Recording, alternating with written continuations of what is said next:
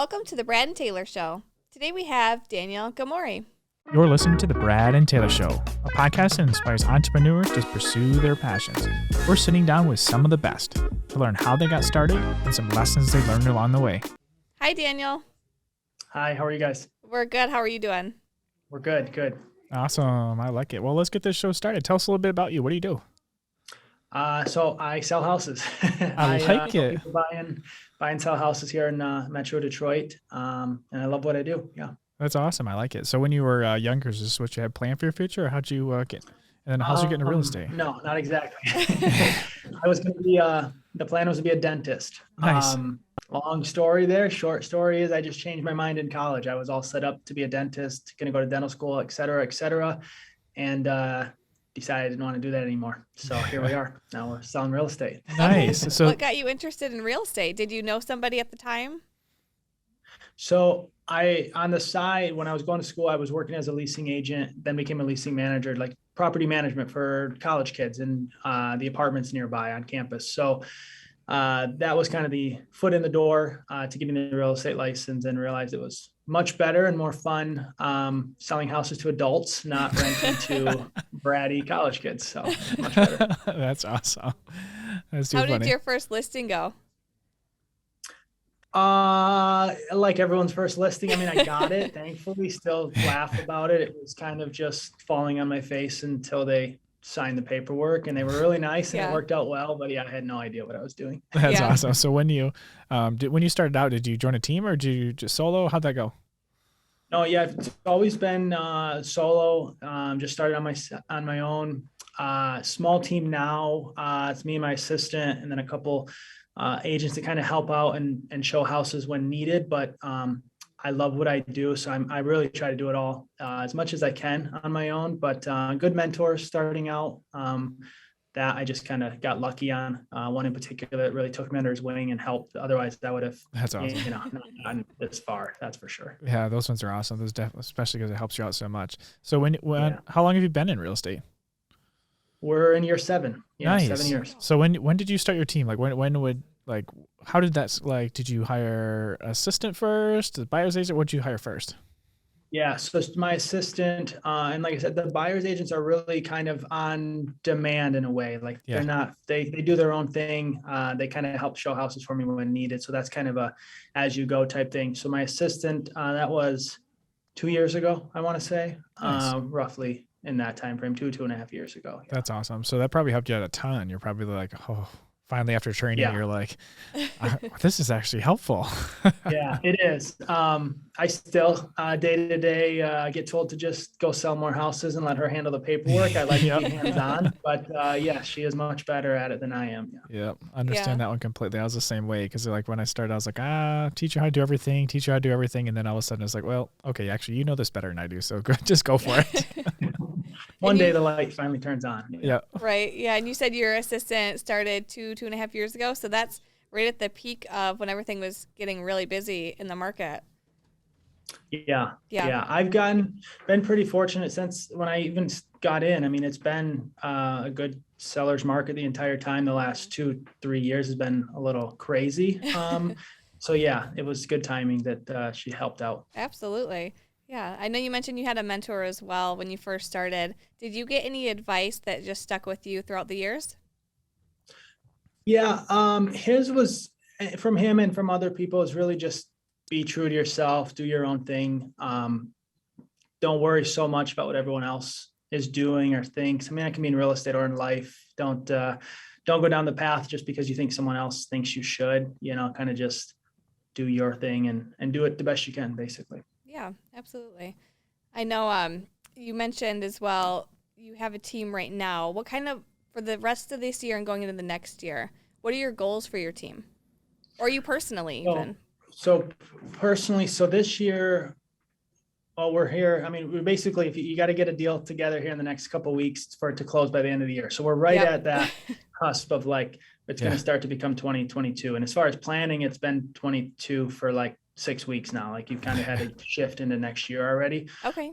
Next year, the goal personally is to help 50 families or clients buy That's or awesome. sell in the calendar year of 22. So that's the goal for next year. That's awesome. Do you plan on adding on more agents at all?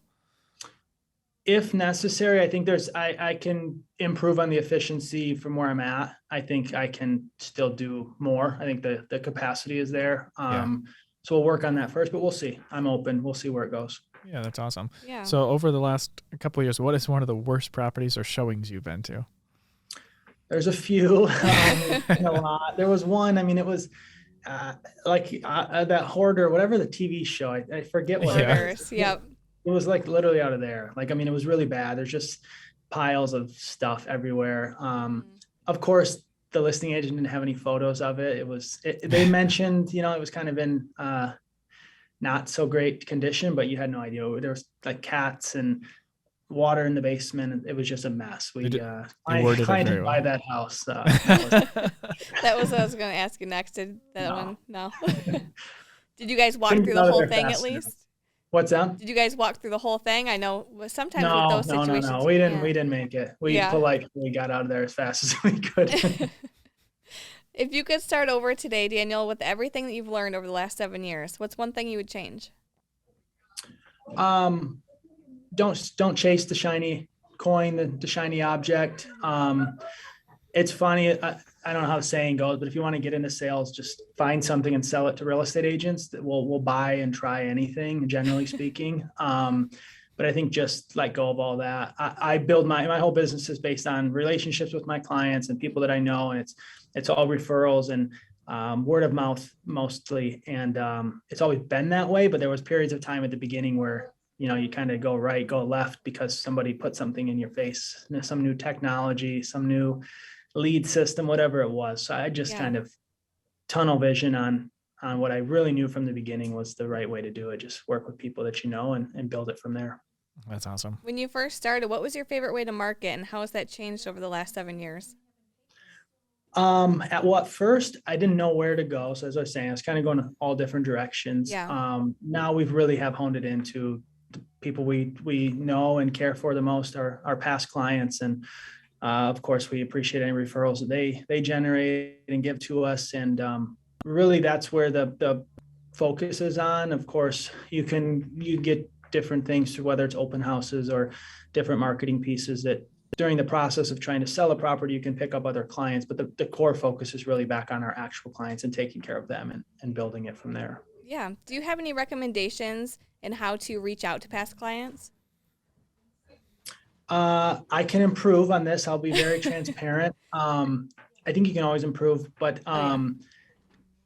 next year we're going to try to really focus on some client events and kind of build some stuff around there. First off, to show appreciation. We really do appreciate they're the core of our business. But it can be a little more fun. They can bring the family. They can show up to different things we're going to try out next year versus just your average phone calls and stuff, but really just do something. I overthink everything. Just keep it simple and just show that you care and appreciate the business from your past clients. Yeah, events are fun too. I know over the last couple of years, it's been kind of hard to get those in-person events for a lot of people, but bringing those back will be fun. One tangible thing, I still find it funny that it works this well. I get pumpkin pies for my clients the past few years. I go to Costco. They're actually, I think they're good. They're inexpensive. Do a little branding on it, kind of run a contest on social media with it. And we deliver them, which is very, very time consuming. So be careful if you have too many people that you're going to. So we drop them off and it can be a quick conversation or just leave on the doorstep. And it's just funny what a relatively inexpensive pie from Costco can do for you and your clients. And it kind of helps it's just fun to see everybody's smiling faces. And it's right around this time of year. We'll do it in 2 weeks, right before Thanksgiving. Yeah. That's awesome. Oh, nice. Yeah. So you go out and deliver those, or you have your assistant do it? I do it. I'm this might be the last year. I'm going to try to hit them all myself this year. Yeah. But it's starting to get to the point where it's so hard to do so many of them. So that's we got to figure it out. Next year it's going to be tough. We're going to have to figure out some way to leverage this out. Yeah. How does the contest work? I don't want to get in on this. How does this work? It's basically just trying to get some interaction on Facebook. So last year we did a Ring doorbell giveaway. So there's just a little flyer that they had to basically take a selfie with their pie with themselves or their family, tag us on Facebook, and then they were entered in randomly to whoever. One of my clients that I sold their house last year, they got a Ring doorbell for their new house. So it's something small, but it was fun, and people thought it was cool, and it helps then me have exposure online. So it's just something like that. Yeah, Brad, you and I will have to pitch in on that this year.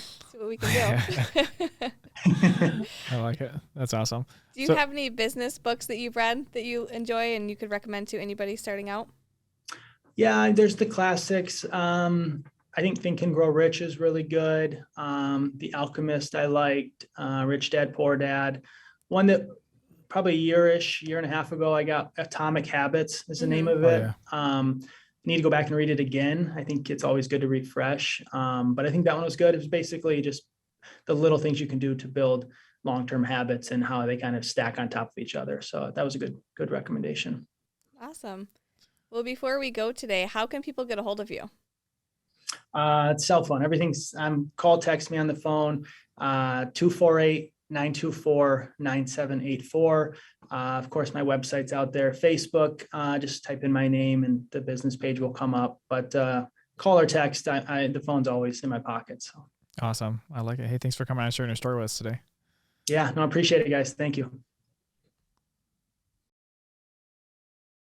Are these working? All right. Here we go. Oh, there we go. I think they're working. Should we tell them? Mine keeps falling. It doesn't like my voice. What do we got to tell them? Subscribe. Subscribe? What do we got to point at it? Hey, I think there's a subscription button. Like it might be there. It might be right there too. Somewhere. Find it. It's red. Yeah. And red. It's blue. It's green. I don't really know. It's a color. This mic isn't even attached. Did you plug these in? Well, I guess. I wonder if they can hear us. Yeah, I wonder if they hear us. Well, we should probably tell them if they can hear us. We should probably tell them also give us a 5-star review if they're listening on Apple. That'd be cool. 5 stars, guys. Share it with everybody they can think of. We won't take 4 stars. I mean, Taylor, I don't even think these are on. I mean, I don't think this is working. This is not working. Yeah.